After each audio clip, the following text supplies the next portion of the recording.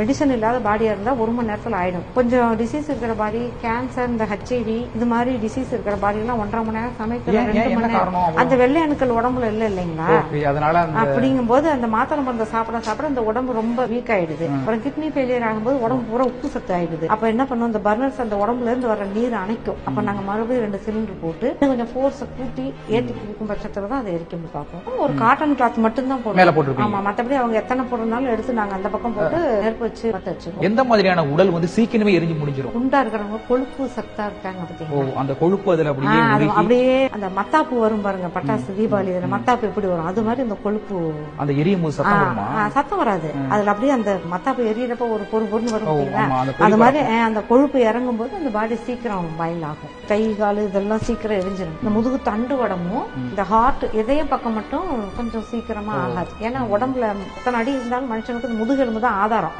அதனால அந்த கள்ளி செடி பாத்திருக்கீங்களா, அது மாதிரி அதை சுருண்டு வரும் எரியும் போது. அதை சுருட்டி பர்னர்ல கொடுத்தாதான் அதுதான் அது கடைசி அந்த நிக்கிறது. அந்த முதுகு தண்டு உடம்பு தான் உங்களுக்கு அப்படி நிக்கிறது எரிஞ்சு. ஃபுல்லா க்ளோஸ் பண்ணி 1 hour கழிச்சு நீங்க இங்க பக்கத்துல தான் 1 hour வெளியில வந்து திறந்து பார்க்காமல இருக்க முடியாது. நாங்க எல்லாம் வெளியில அனுப்பிச்சிட்டு சட்டரை போட்டு இந்த பர்னர்ல எப்படி ஃபார்ம் ஆகுது அந்த பாடி மேல கரெக்டா பொசிஷன்ல இருக்கான்னு பார்த்துட்டு மறுபடியும் அந்த இருக்கிற மீதி ட்ரெஸ் இதெல்லாமே நாக் அவுட் பண்ணி விடுவோம். அப்பதான் சீக்கிரமா ஏறும். அதாவது அவங்க சீக்கிரம் ஆமா ஏத்தி முடிச்சு ஷட்டர் போட்டோம்னா அவங்களும் ஆட்டோமேட்டிக்கா கிளம்பி. ஸ்டார்டிங்ல இது போல அந்த எலும்பு எல்லாம் பாக்கும்போது, அந்த சுருக்கு பை எல்லாம் பாக்கும்போது எங்களுக்கு முதல்ல பயம்ங்கிறது பாடி உள்ள எரிக்க போகும்போது தாங்க சார் கிடைச்சது. அதுக்கு முன்னாடி நாங்க தோட்ட வேலை தானே பார்த்தோம். அந்த மாதிரி வண்டியில வரும், கொண்டு வந்து இந்த சில வைப்பாங்க, கொஞ்சம் எல்லாம் அழுவாங்க பிடிப்பாங்க. கொஞ்சம் அப்பான்னு அழும்போது என்ன அறியாம எனக்கு கொஞ்சம் சங்கடமா இருக்கு. ஏன்னா அப்பா பாசமா இருந்ததுனால. ஃபர்ஸ்ட் தோட்ட வேலை எப்படின்னு வாரீங்க, அடுத்து மாதிரி புதைக்கப்பட்ட இடங்களை இடிக்கும் போது அந்த சுருக்கு பை எலும்புகள்லாம் அதெல்லாம் பார்த்தோம்.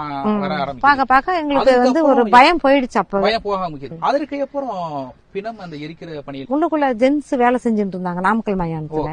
அப்ப அவங்க ஒரு நாளைக்கு இவ்வளவுதான் செய்ய முடியும், இதுக்கு மேல எங்களால செய்ய முடியாது அப்படிங்கிற மாதிரி எல்லாம் சொல்ல ஆரம்பிச்சாங்க. அப்ப நானும் என்னோட ஃப்ரெண்டும் சேர்ந்து இல்ல நாங்க செஞ்சு காட்டுறோம் அப்படின்னு சொல்லிட்டு அங்கேயே. அவங்களும் பெண்ணா? ஆமா, அவங்களும் பெண்ணு, மலர்குடின்னு பேருங்க. அவங்க நானும் சேர்ந்து ஒரே நாள்ல 16 பாடி வரைக்கும் செஞ்சோம். பாடிக்கு மேல செய்ய முடியாதுன்னு சொன்னாங்க ஜென்ஸ். நாங்க செஞ்சு காட்டுறோம்னு ஒரே நாளையில, அதுவும் பெரிய கார்த்திகை அன்னைக்கு எல்லாம் சுத்தி கோயில் இருக்கிறதுனால யாரும் இறந்த சவத்தை வைக்க கூடாதுன்னு அடுத்தடுத்து எடுத்துட்டு வந்தாங்க. 16 பிணங்கள் ஒரே நாளையில. 2014 தீபாவளி சமயத்துல ஜவுளி எடுத்துட்டு ஒரு ஃபேமிலி வண்டியில போய் பஸ்ல ஆக்சிடென்ட் ஆகி 4 பேருமே ஸ்பாட் டெத். குழந்தைக்கு 6 வயசு, அந்த பையனுக்கு 4 வயசு. பேரண்ட்ஸ் அவங்க இந்த பொண்ணு வரைக்கும் போஸ்ட்மார்ட்டம் பண்ணிட்டாங்க. அந்த பையன் சின்ன குழந்தை, 4 வயசு பையனை போய் என்னன்னு பண்ண முடியும்? அதனால அதுக்கும் கொஞ்சம் கூறு போட்டு எல்லாம் கட்டி தான் கொடுத்துருந்தாங்க. அதை கொண்டு வந்து போட்டு அவங்க அழுகும் போது என்ன பண்றது, எப்படி என்ன பிரிக்க கூடாதுங்கிறாங்க. அந்த சின்ன பையனை அந்த பெரிய உள்ள பெட்டு பாத்தீங்கன்னா தெரியும், அதுல வைக்கவும் முடியாது. அப்புறமா அப்படியே யோசனை பண்ண ஒரு யோசனை வந்தது.